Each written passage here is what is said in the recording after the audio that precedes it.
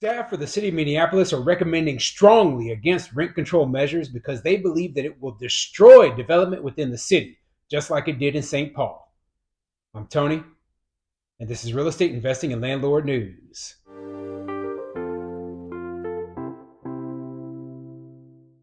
All right, so I have an interesting article for you today, and it's going over the proposed rent control measures in the city of Minneapolis. Now, as I had mentioned in many videos in the past, the city of St. Paul, the city that's right next to Minneapolis, they passed a rent control measure last year, and it was absolutely disastrous. It just destroyed development within the city, and immediately, the city council, the mayor, et cetera, were trying to find ways to adapt it so that at least development would hopefully be able to make some sort of comeback in the city. But, I don't know if it has happened just yet. So Minneapolis is trying to not make the same mistakes that St. Paul made and end up with the exact same result, which I could see happening. Okay. It doesn't take a genius to look very far into history and see all of the problems with rent control. Okay. All of the things that rent control causes. And if they just looked at their city right next door,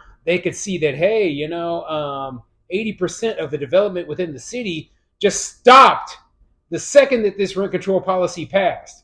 And that is a good reason alone just to say, hey, I'm just not going to do it. I'm not going to do it. Developers have a lot of options when it comes to building. They don't have to build within your city. Your city isn't anything special. Now, especially when you go up to the Twin City area, there are suburbs everywhere. And if those developers say, hey, you know what, it's not profitable for me to build within the city of Minneapolis, well, they're just going to move over to the suburbs where there aren't any rent control laws in place. So before I get into the article, go ahead, hit the like and subscribe button, maybe leave a comment down below, and let me know what you think. Do you think the city of Minneapolis made the right call by saying, hey, this is a bad deal, we shouldn't go forward with it? Do you think the staff, because this isn't the politicians, this is the staff trying to make recommendations for people to look at, who are the decision makers, okay, and say, hey, do not make this mistake because this is the problems we're going to face. Now, obviously, the tenants and the voters, they want this in place because they don't think of the economic things. They don't think of what it will cost when it comes to development. They only think of, well, my rent is high and I don't want it to go up anymore, so therefore I'll destroy the entire city in order to keep my rent low. That's the way these tenant groups and these ridiculous politicians think. Okay, they think with their feelings and not with the facts. So anyway, let's get into this article because it's quite interesting. This article is coming from the SayhanJournal.com, and it says, Minneapolis staff report recommends against rent control, warning it could cost the city money and hurt housing development. City staff presented a report Tuesday that said rent control would likely decrease the housing supply over time by thousands of units as developers shy away from building new rental housing. Yep. And that is exactly what will happen if they pass a rent control policy, okay? Not only that, but there's going to be landlords who get completely out of the rental business. There's going to be developers who switch their places over to co-ops or condos, etc. Okay, but anyway, let's see what the article says. Minneapolis city staff presented a lengthy report to some city council members Tuesday recommending against the implementation of rent control because of its potential impact on city finances and the housing supply. The 67-page report noted that a small percentage of renters would benefit from rent control, but that overall, the negatives would outweigh the positives. Rent stabilization would decrease city revenues, decrease market value of rental properties, and decrease the construction of new rental units, according to the report presented at Tuesday's meeting of the Business, Inspections, Housing, and Zoning Committee. In addition, the city's spending would increase to enforce rent stabilization. And that's a very good point that I didn't really think about, right? In order to have a rent stabilization law in place, you have to have some kind of enforcement arm of the housing division for the city that goes around, makes sure that landlords are complying and not charging too much rent. And if they aren't complying, then they have to fine them, etc. Right? So this could end up with quite a significant additional cost, considering that there are tens of thousands of rental units available within a city as large as Minneapolis. Okay.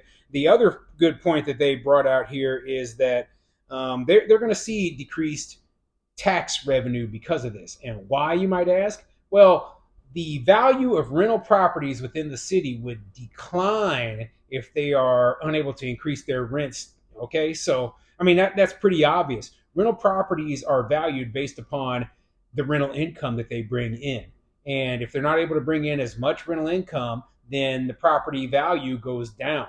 And so, you could see a huge decline, especially if properties within the city are much, much less in demand because the rent control policy is in place. So why, as a real estate investor, why would I go into the city of Minneapolis and buy a property that has rent control when I could just go to one of the suburbs? I mean, I think, what is it, Bloomington is right nearby. I mean, there's a bunch of suburbs up there. I could go into one of the suburbs, buy an apartment complex there, and not have to deal with rent control at all.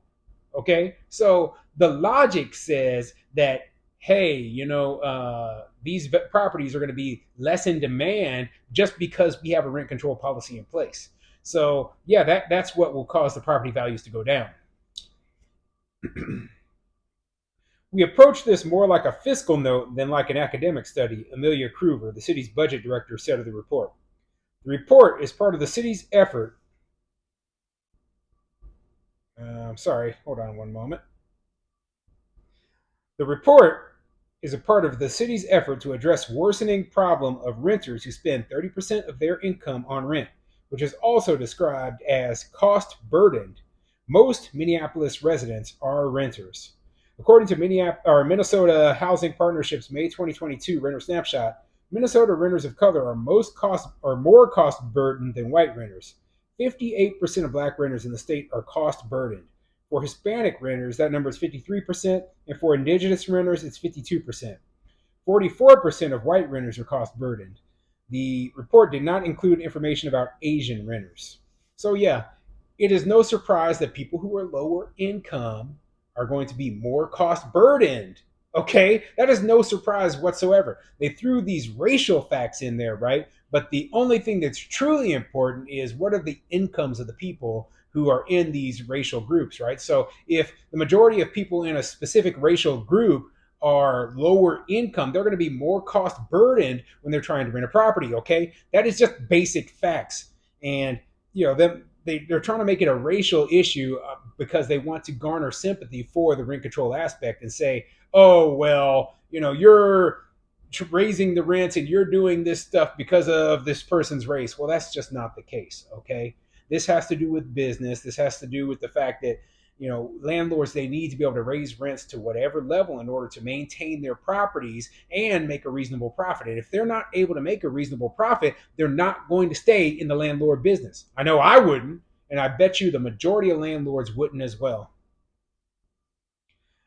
Minneapolis residents voted in November 2021 to grant city leaders control over rent on private residential property. The city also appointed 25 renters, rental owners, and housing organizers to form a housing/rent stabilization working group aimed at creating a rent stabilization policy. The group, which operates as an advisory body to the city council, developed two policies, Framework 5 and Framework 7. Its policies are separate and independent from Tuesday's report. So yeah, a group of supposedly the stakeholders, right? But I'd be willing to bet that there were less landlords, less property developers on this group than there were tenants and renters. Okay, so those people probably dominated the group, and of course they're going to be pushing as hard as they can for rent control. There's no way that rent control is not going to pass. So what they did was they said, hey, we're going to have the city budget office look at this through a fiscal perspective. Okay, take all the emotions out of it. And the budget office actually did what they were supposed to do. They looked at the numbers, they looked at the actual reality behind rent control, and they realized that it is not a working program. It does not work. It will make things worse. And you're maybe you and the people who live in their housing right now who are lucky enough to get under rent control and keep their rent cheap, they're the only ones who benefit. Future residents don't benefit. Landlords don't benefit. The city itself doesn't benefit. And even those tenants who got the properties and the cheap rent and have it for a long term, they won't benefit in the long term either, because landlords who are stuck under rent control policies often find themselves unable to afford the maintenance and expenses that they have with the tiny, minuscule rent increases that they're given. And that leads to those properties becoming dilapidated and obsolete. And those tenants are just sitting there. Why is the landlord not fixing anything? Well, because of the rent control policies that you put in place. So let's hope that the city of Minneapolis actually uses the information that was given to them by the budget office and makes a wise decision, because otherwise landlords watch out, you're going to be screwed really quickly.